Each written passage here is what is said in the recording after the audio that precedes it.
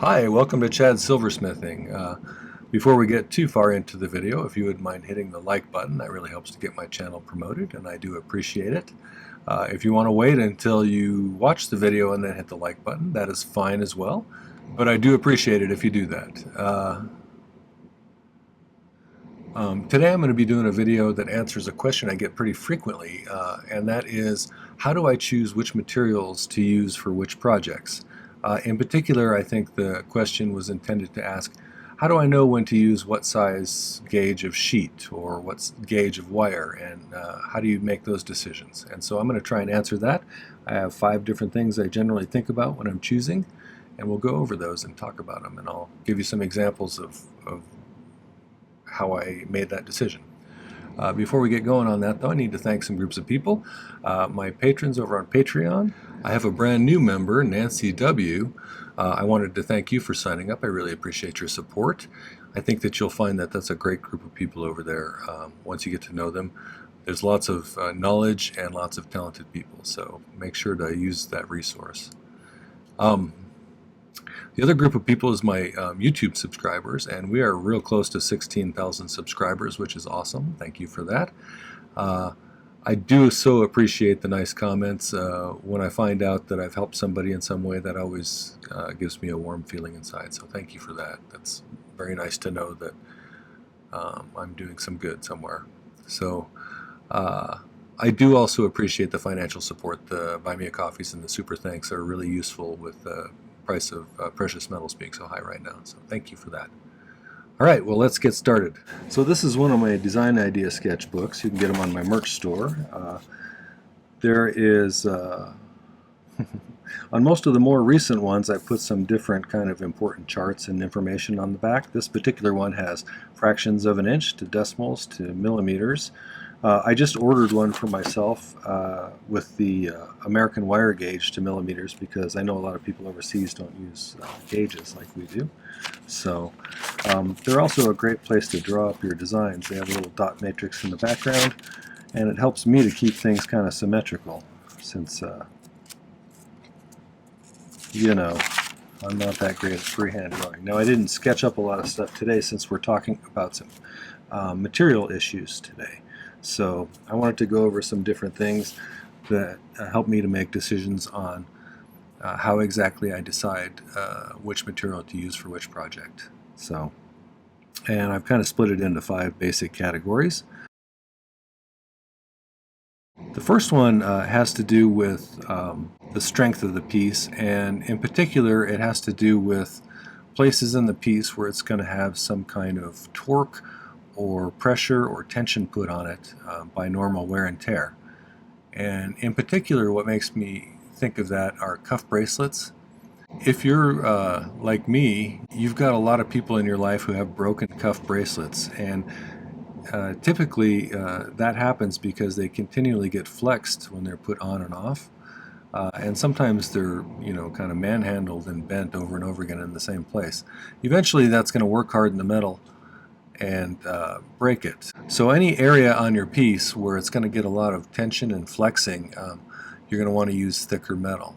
The other situation that comes to mind a lot, and this is a good example, this is a piece I made for my Patreon video yesterday, and one of the things I knew that I was going to do was be attaching stuff to the outside of the bezel on this one, right at the base, and I wanted there not to be, if anybody accidentally put some pressure on that, I wanted it to be strong enough back here to where it didn't flex and change the shape of the bezel at all, or kind of distort it, which if you have really thin sheet on the back, that can happen if you get a lot of pressure on it. So I wanted something pretty stout for that one. And normally, in most situations, I'll use pretty thin sheet, like 26 gauge on the backs of bezels, just because necessary to use thicker stuff. So that's one consideration, is the part where you're going to be using that particular stock going to experience a lot of physical stress? So is it going to take a lot of torquing and bending there? And if it is, you probably want to use a little bit stronger material. So I wanted to let you know that I'm going to be having a sale on a couple of different things. both on my Fourth Wall merch store on YouTube and on Patreon. And so on the merch store, all of the silversmithing idea books are on sale for, and also my ebook is 20% off. So on my merch store, all of the idea notebooks are available 10% off from right now through Cyber Monday at the end of the day. So if you've been wanting to get one of those, now would be a good time for it. I find them super useful, and I think it's a good way to keep track of the pieces you've made in the past and kind of keep a journal of what materials you used and all of that kind of stuff. So it's kind of nice to have. The other sale is on Patreon. If you sign up during that time frame, and you can get 20% off your first month's membership fee, and that goes for all different tiers. And so I think it's a good time to get involved in Patreon if you want to. So the promo code for both of those sales is BF2024 for Black Friday 2024, and it'll ask you if you have any promo codes when you go to make your purchase, and if you type that in, it should give you the sale price. So check those out.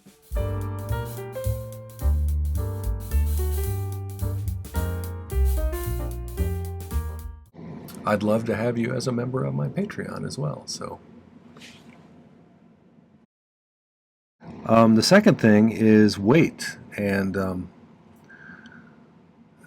what comes to mind for me is I have a lot of people reject buying a particular pair of earrings when I'm at a show because they pick them up and they go, oh, these are way too heavy.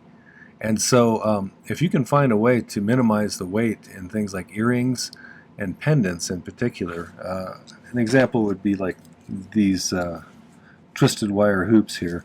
They're pretty heavy, and probably the reason they ended up in my bargain bin is, which where I fish these out from, is because people just picked them up and thought, oh, that's going to hurt my ears if I wear them. So you want to keep in mind, if you can create the same look with some way that's lighter, like a hollow form or something like that, not in this case probably, but that's a factor in what materials I decide to use.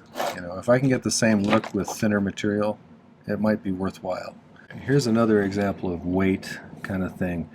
I thought this was a really cool pendant when I made it, and I put a really big stone in it which was already heavy, but to accentuate the design or the shape of the stone, I added some really thick 10 gauge square wire, you know, and so overall it's a very heavy piece.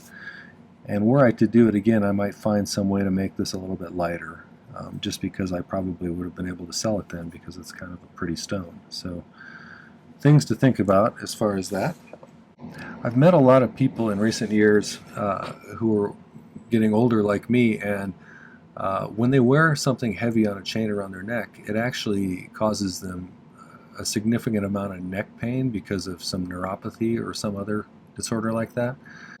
On the other hand, I have met people who like to wear these gigantic, 3-pound kind of necklace things. So it just kind of depends, but it's going to be hard to find the customer who likes that kind of thing. I've very rarely met somebody who wore that kind of huge stuff, but once in a while.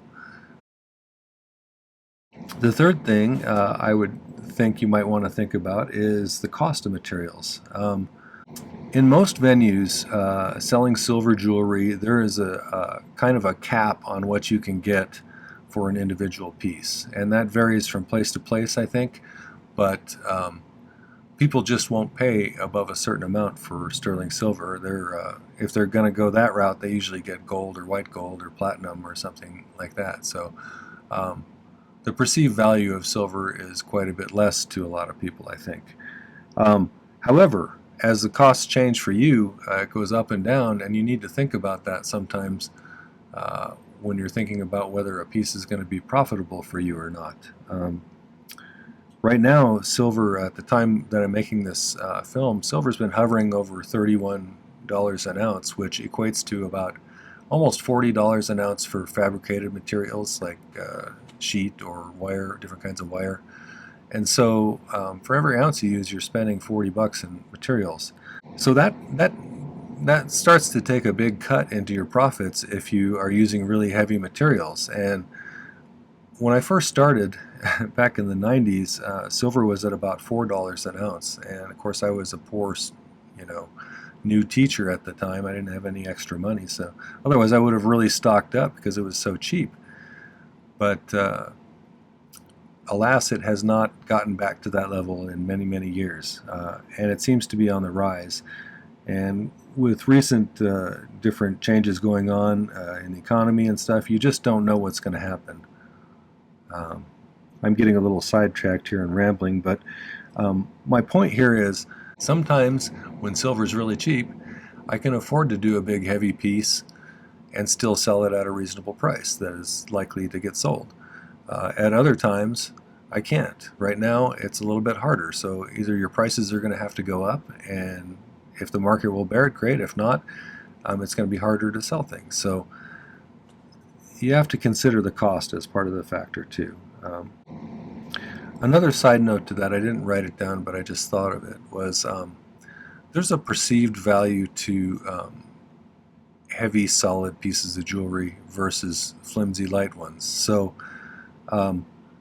this is a little bit on the opposite side of what I was just saying, but some people will pay a premium for really nice, solid, chunky silver pieces because it feels like it's valuable because it's so heavy. And so it's a toss-up, you know. It depends on the kind of customers you typically have, I guess. If you get a lot of that sort, you know, big, heavy, solid pieces like that might be economical, and you might get plenty of profit off of them. So the last couple are more about fabrication itself. One thing that a lot of beginners don't have is a really hot torch, and oftentimes they start out with one of the little butane handheld torches, and those are great for a lot of things, but when you start getting into really massive silver, there comes a point where those will not be hot enough to get the silver hot enough to solder, and so that becomes a problem. And you might need to factor that in if you're a beginner, that you might need to use a little bit lighter stock or make smaller pieces until you get a hotter torch. One of the tricks that it takes a while to learn as a new silversmith is that you have to distribute the heat appropriate to where the mass is in the piece in order for all of the pieces to come together at the same temperature at the same time. And that takes some practice to learn, and also some you kind of develop an intuition about which piece has more mass and stuff based on its size. And so beginners don't always have that down pat at first. It took me a couple of years to get that down, and because of that, using extra thick sheet on the back of bezels and things, sometimes it makes it extra hard for them to get those bezels soldered down just because of the inexperience. And I don't say that as an insult. I say that as advice, because we all start out at some point as beginners, right? A final factor is, can I shape the metal into the shape that I want it to be in the given gauge that it is? Okay? And an example of that would be,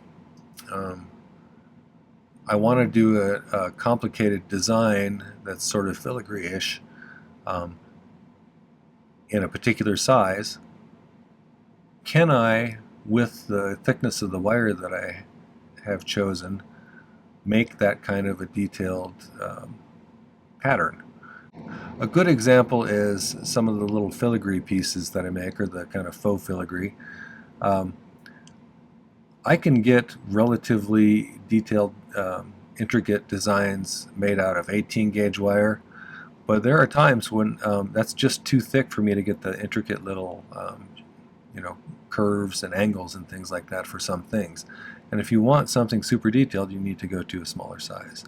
The other thing is, do you have the hand strength to bend the particular stock that you're planning on using? If you don't, there's tools to get around that, but not everybody can afford those right off the bat. So keep that in mind. Keep in mind what you can and can't probably do with your hands. I know as my hands have gotten older, I'm losing a little bit of strength, so I have to find little cheats to get around the the different kinds of thick stock that challenge my strength anymore. So I didn't write this one down, but last but not least, a big factor in choosing which stock you use depends on what you want it to look like. So if you come up with a design for a piece, the design itself is going to kind of dictate what you can and can't use for particular things. I hope this was helpful to you. I do get that question quite frequently, and so I wanted to kind of address some of the things about that. So, all right, well, I hope you all have a happy holiday this weekend. Okay, well, that was some things to think about when you're choosing your materials for your project. If you found that useful, make sure to hit the like button before you go, and take a moment and check out my other content on my main channel page. I have well over 400 videos now. There's material for beginners, people who are more advanced, and anywhere in between. So there's lots of projects. There's some skill videos. Take a look at some of those and peruse them, and then make sure to sign up for my channel. I'd love to have you as a subscriber. You can also hit the bell to get notifications so you know when I put out a new video. Although you can just know that I put one out Saturday, Tuesday, and Thursday, generally 3 per week. So the other thing is, hit the video description down below. There's important and relevant links down there. There's a link to my merch store where you can get those nice products that are on sale during Black Friday here. There's also a link to Patreon if you want to find out more about that really nice community there, as well as getting a small discount on your first month's fee this month. And there's a link to my ebook there if you wanted to get yourself one of those. That's also 20% off as long as you use that promo code. And the promo code, if you forgot, is BF2024. So use that and get a little discount this weekend. All right, well, thanks for watching. Take care. Happy silversmithing.